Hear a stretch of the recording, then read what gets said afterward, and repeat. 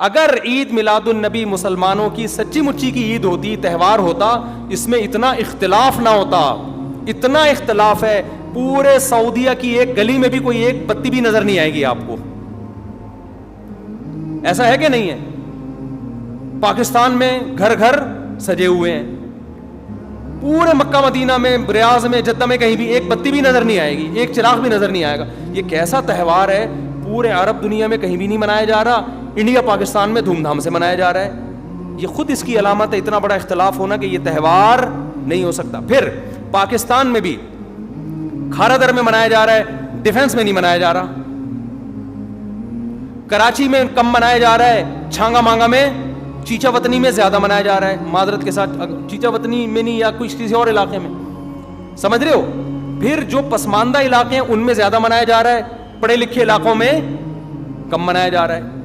پھر جن علاقوں میں منایا جا رہا ہے ان میں بھی پورا نہیں منایا جا رہا. جیسے ہمارے علاقے میں اگر ناظم آباد میں منایا جا رہا ہے, ایک گلی میں منایا جا رہا ہے, دوسری گلی میں پتہ ہی نہیں. پھر جس گلی میں منایا جا رہا ہے, اس گھر میں منایا جا رہا ہے, پڑوسی کے گھر میں نہیں منایا جا رہا.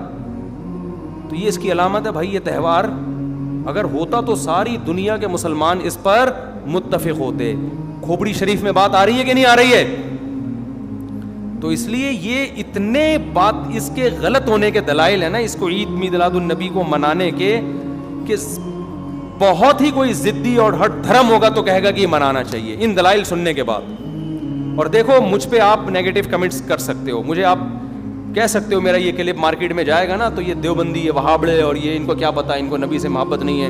لیکن خدا کی قسم, آپ جس خدا کو خوش کرنے کے لیے یہ کام کر رہے ہو نا, اس خدا کو کوئی دھوکہ نہیں دے سکتا. قیامت کے دن آپ کو ان دلائل کا جواب اللہ کے سامنے دینا پڑے گا. ہمارے نبی نے فرمایا قرب جب قیامت کے دن بہت سے لوگ جن کی صورتیں وہ ہوں گی جو میری امت کی صورت ہوتی ہے, وہ لوگ آئیں گے حوض کوثر پہ پانی پینے کے لیے, میں پلانا چاہوں گا, فرشتے ان کو ہٹائیں گے. میں کہوں گا یہ تو میرے امتی ہیں, کیوں؟ ان کے گیٹ اپ سے لگ رہا ہوگا. فرشتے کہیں گے نا نا نا نا نا, ان لوگوں نے آپ کے دنیا سے جانے کے بعد آپ کے دین میں نئی نئی چیزیں ایجاد کر لی تھیں. تو فرشتے ہمارے نبی صلی اللہ علیہ وسلم کے دستے مبارک سے ان کو حوض کوثر کا پانی پینے نہیں دیں گے. اور حدیث میں بھی آتا ہے نبی صلی اللہ علیہ وسلم ان کو دھتکاریں گے. تو آپ نبی کے عشق میں وہ کام کر رہے ہو جس کی وجہ سے آپ نبی صلی اللہ علیہ وسلم کے دستے مبارک سے قیامت کے دن محروم ہو رہے ہو. سمجھتے ہو کہ نہیں سمجھتے ہو؟ تو نبی کی محبت میں وہ کام کرو جس سے نبی کی شفاعت کے مستحق بن جاؤ. نبی بلائیں, آؤ میں تجھے اپنے ہاتھ سے میں تجھے حوض کوثر پلاؤں گا.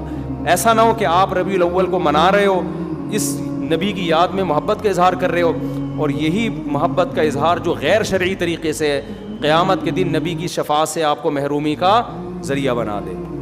سمجھتے ہو کہ نہیں سمجھتے؟ باقی کمنٹس ایسے جب کوئی کلپ جاتا ہے تو بہت لوگوں نے الٹے کمنٹس لکھے ہوتے ہیں, وہاں بڑے اور یہ, اور لکھ دو بھائی گورنمنٹ کی طرف سے کوئی پابندی نہیں ہے, ہم بھی میدان حشر میں جائیں گے, آپ بھی میدان حشر میں آؤ گے. تو اگر اللہ آپ کے دلائل سے متاثر ہے تو ہمیں کوئی اعتراض نہیں ہے. ہمیں تو یہی سمجھ میں آ رہا ہے کہ نہ نبی نے منایا, نہ صحابہ نے منایا, نہ تابعین نے منایا. پھر نبی نے پیر کا روزہ رکھ کے تو اس کا تہوار ہونے کی بالکل ہی نفی کر دی, کیونکہ روزے اور بھوکا رہ کے تھوڑی خوشی منائی جا سکتی ہے. آپ کا بیٹا پاس ہوا, آپ کہتے ہیں خوشی میں تو بھی روزہ رکھ, میں بھی روزہ رکھ. وہ کہے گا میں مٹھائی کے چکر میں تھا یار, تیرا بیٹا پاس ہوا ہے, تو مجھے بریانی کھلائے گا, تو کہہ رہا تو بھی نہیں کھا, میں بھی نہیں کھاؤں گا. ایسا ہوتا ہے. آپ کی شادی ہو گئی, ولیمہ ہے, ولیمے میں آپ نے کیا کہا بھائی خوشی ہے, ایسا ہے کہ اب کل بھی ہمارا بھی روزہ, آپ کا بھی روزہ. ابے تیرے بیٹے کا ولیمہ ہوا ہے تو کھلا نا. تو نبی نے پیر کو روزہ رکھ کے بتا دیا کہ یہ کھانے پینے کا دن نہیں ہے. اور اب ایسا نہ ہو کہ 12 ربیع الاول کو روزہ رکھنا شروع کر دیں, وہ بھی ٹھیک نہیں ہے, کیونکہ پیر کا رکھا ہے, 12 کا وہ بھی نہیں رکھا. یہ تو ایک پیر کا رکھ کے جو سبق ملتا ہے وہ یہ کہ میری ولادت کا دن وہ تہوار کے طور پہ اس کے منانے کا کوئی کانسیپٹ اسلام میں نہیں ہے. سمجھتے ہو کہ نہیں سمجھتے؟ اتنے واضح دلائل ہیں بھائی. پھر بھی اگر کسی کی سمجھ میں نہ آئے تو ہم تو پولیس میں تو ہے نہیں کہ ہم زبردستی سمجھاتے ہیں, ہم تو بیان ہی کر سکتے ہیں.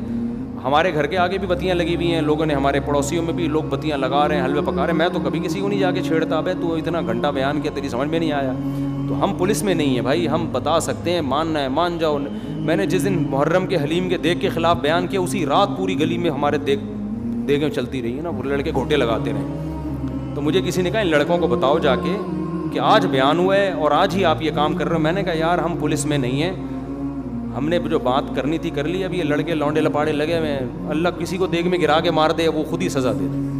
بعض دفعہ اللہ کا غضب آتا ہے, آپ الٹ گئے دیکھ کے اندر ہی گر گئے آپ. تو میں نے کہا ہم تو بددعا بھی نہیں کر سکتے, تو ہمارا کام ہے سمجھانا. ہم نے سمجھا دیا, اب کون دیکھ میں کیا کر رہا ہے, کون دیکھ کے اندر گھس رہا ہے, کون کھا رہا ہے, یہ ہمارے ہیڈ ایک, یہ پولیس کا کام ہے, ٹھیک ہے نا. پولیس کرے گی تو ٹھیک ہے, نہیں کرے گی تو پولیس سے اللہ پوچھ لے گا. پولیس نہیں کرے گی, پولیس کہے گی گورنمنٹ نے منع کیا ہوا ہے, تو گورنمنٹ جانے, اللہ جانے. ہمارا کام پیغام پہنچانا ہے, ہمارا کام پیغام مسلط کرنا نہیں ہے. تو ربیع الاول کو عید میلاد النبی منانا ہم یہی کہتے ہیں جائز نہیں ہے. اس کے اتنے سارے دلائل ہیں, پھر بھی کسی کی سمجھ میں نہ آئے تو پھر وہ جانے. پڈے بازی نہ کرو, لوگوں کو جا کے نا تانے نہ دیا کرو, بس اس سے نقصان ہوگا.